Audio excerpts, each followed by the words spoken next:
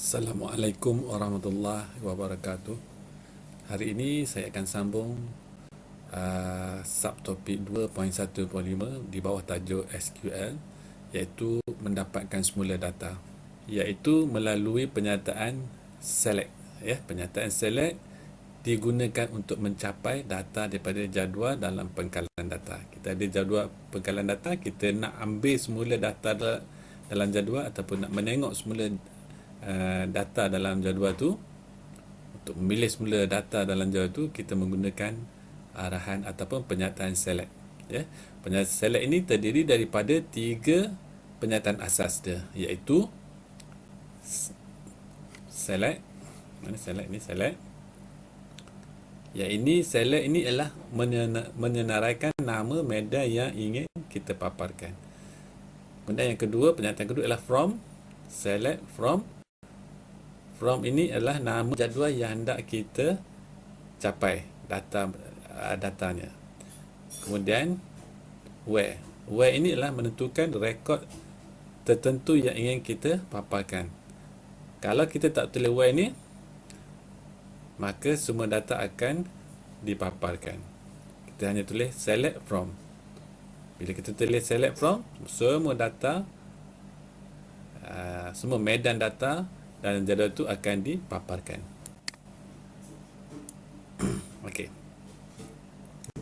Seterusnya, kita lihat macam mana format untuk kita memaparkan data, iaitu dengan select. Yang ini sedikit penerangan dia, nama underscore medan.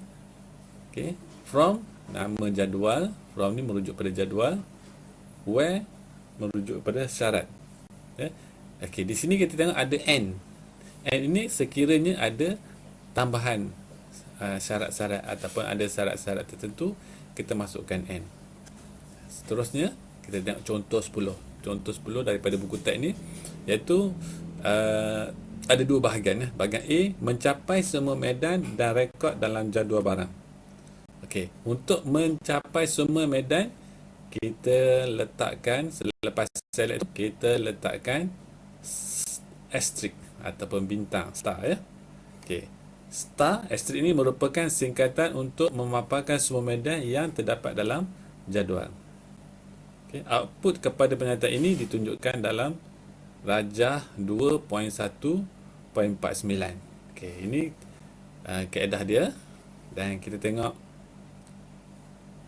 output dia, hasil dia. Okey, so bila kita gunakan star tadi, khususnya kita akan dapati semua sekali medan dalam jadual itu dipaparkan.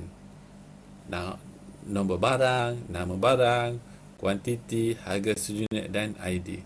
Bagi jadual jadual barang. Okey, yang kedua, mencapai semua rekod dan medan tertentu seperti nombor barang dan nama barang saja. Kita tak nak semua medan tu, kita nak 2 medan saja, iaitu medan nombor barang dan nama barang. Apa yang kita buat? Okey, di tempat select tadi, di penyataan select tadi, kita masukkan medan yang kita kendaki, iaitu nombor barang dan juga nama barang. Okey, from, macam biasalah, from merujuk pada jadual mana yang kita nak kita pilih tadi, nak select. Okey. Ini nota untuk pilih rekod dan medan tertentu seperti nombor barang dan medan barang, dia merujuk kepada select nombor barang dan nama barang.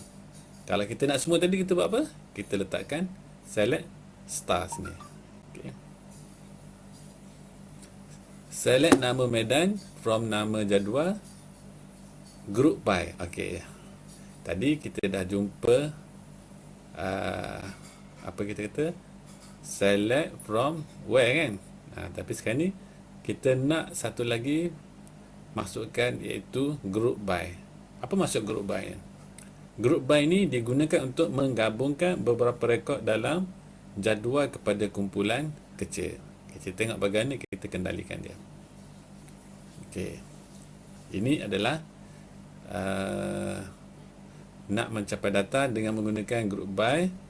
Katakan kita ingin menyenaraikan ID murid yang meminjam alatan dalam store, di dalam store, okay, kita ada jadual store, kita dalam jadual store tu ada nama peminjam, ataupun ID murid. So kita nak tahu siapa yang pinjam alatan itu, maka kita masukkan select ID murid from daripada jadual barang, group by ID murid. Okey, so apa hasil dia? Dan kita akan dapat semua sekali ID murid yang membuat pinjaman dalam jadual barang tadi. So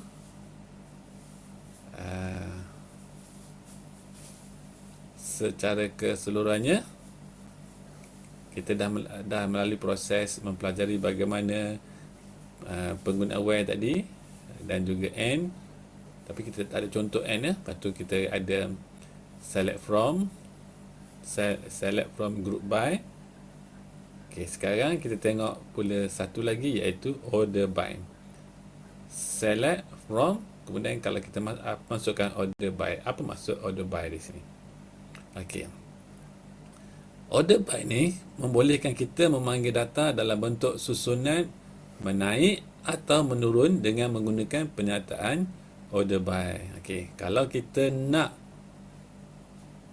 mendapatkan data yang telah pun disusun ataupun di sort, sama ada secara menaik ataupun menurun, kita kena masukkan pernyataan order by.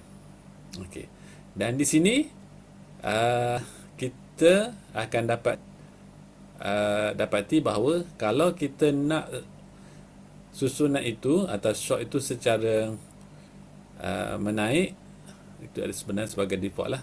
Kita cuma tulis order by dan kita masukkan medan, medan yang berkaitan.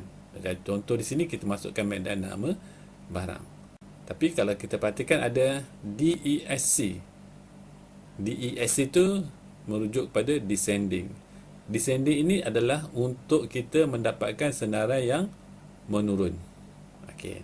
So jika anda ingin mengisi ataupun sort mengikut susunan menurun, anda perlu masukkan perkataan des ataupun descending.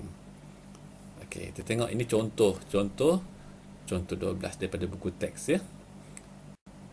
Okey, kalau kita buat macam ni,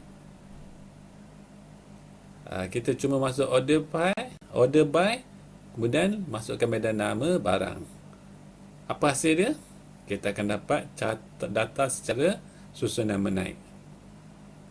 Okey, susunan menaik. Okey, kita tengok pula kalau kita masukkan order by nama barang tetapi descending. Apa hasil dia? Kita akan dapat susunan dia menurun. Okey, so itu beza antara order by yang ada perkataan descending dengan yang tidak ada. Okey, itu saja untuk hari ini. Sekian. Assalamualaikum warahmatullahi wabarakatuh.